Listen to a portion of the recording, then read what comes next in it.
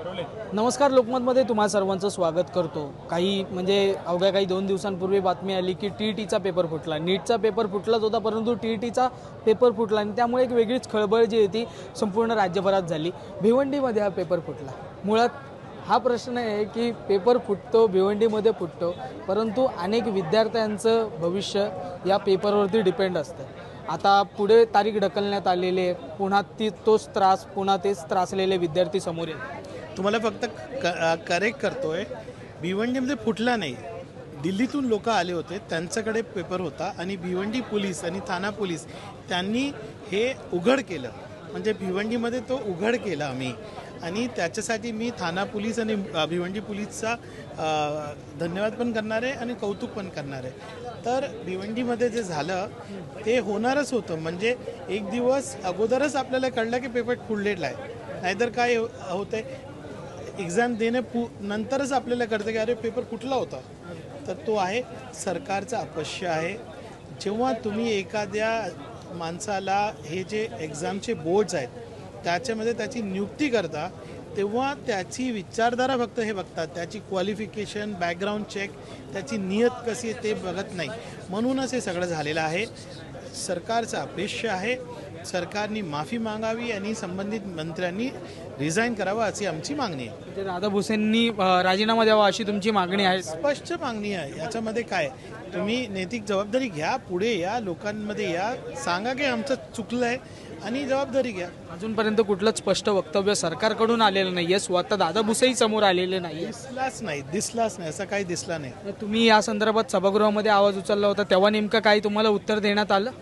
ही सरकार उत्तर देत नाही ना, तेच तर आहे। तुमचा उत्तर देणार नाही, आमचं उत्तर देणार नाही, लोकांचं उत्तर देणार नाही, ते खाली तुम्हाला पेढे देणार आहे अशी सरकार। या प्रकरणामध्ये आणखीन तुम्ही तुमची जेव्हा माहिती घेतली तेव्हा तुम्हाला नेमकी अजून काय अधिक माहिती मिळाली होती की जी या संबंधित, कारण की किती काय झालं, सरकारी यंत्रणाच हेच पेपर बनवतात, सरकारी यंत्रणेमार्फतच ह्या एक्झाम ऑर्गनाईज केल्या जातात। कसं आहे, आपल्या देशामध्ये किंवा कुठेही इन्स्टिट्यूशन्स असतात। म्हणजे काय की जी इन्स्टिट्यूशन उभारलेली आहेत वर्षानुवर्ष, त्याच्यामध्ये नियुक्ती करताना तुम्ही विचारधारा बघून कार्यकर्त्यांना तिथे टाकता, त्यामुळे हा झालेला आहे। इन्स्टिट्यूशनल ब्रेकडाऊन म्हणतात ना ज्याला, की म्हणजे एखाद्या इन्स्टिट्यूटमध्ये जे निकष आहे ते न करता फक्त आमची माणसं, आमची विचारधाराची माणसं आम्ही, म्हणून हे सगळं झालेलं आहे। हा पेपर कुठे जाणार होता? हा नेमका भिवंडीतून जात होता तेव्हा? तसं नाही होता, जे डीलिंग होती, म्हणजे ते दिल्लीतून आले होते आणि काही लोकांना ते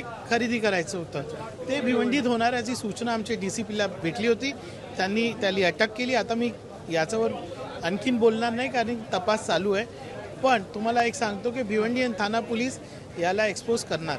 आणि या संबंधित तुम्ही मुख्यमंत्र्यांसोबत किंवा उपमुख्यमंत्र्यांकडे काही पत्रव्यवहार केलेला आहे? एकंदरीत या संपूर्ण सुरक्षेसाठी नेमकं काय उपाययोजना करण्यात यावी या संदर्भात? भिवंडीत जेव्हा झालं तर मी संबंधित मंत्र्यांना वगैरेंना मेसेज केले आहेत, पण मला असं वाटतं की आता तपास चालू आहे, आपण याच्यावर न बोलता नैतिक जबाबदारी जी शासनाची आहे ते त्यांनी घ्यावी, तेच आमचं म्हणणं आहे।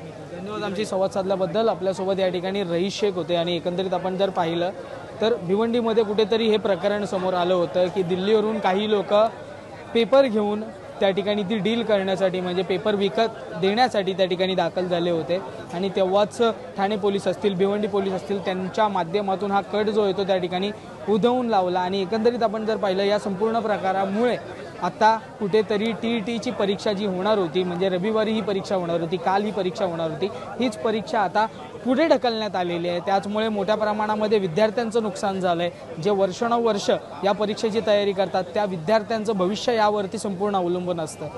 ते विद्यार्थी आता नेमकं काय करणार हे पाहणं फार महत्त्वाचं असणार आहे। शिक्षक विद्यार्थी असतात या परीक्षेमध्ये, मुख्यतः त्यांची नेमकी काय भूमिका आहे, भावना आहे, हे पाहणं देखील तितकंच महत्त्वाचं असणार आहे। परंतु या ठिकाणी रईस शेख होते आमदार, त्यांनी थेट सांगितलं की या संपूर्ण प्रकरणामध्ये आता सरकारने जबाबदारी घ्यावी आणि नैतिकतेच्या आधारावर शिक्षण मंत्री दादा भुसे आहेत, तर त्यांनी राजीनामा द्यावा। त्याचमुळे नेमकं दादा भुसे हे राजीनामा देत आहेत का हे पाहणं देखील तितकंच महत्त्वाचं असणार आहे। मुंबईहून मी आदित्य जाधव, कॅमेरामॅन आदित्य कासारेसह तुम्ही पाहतात लोकमत।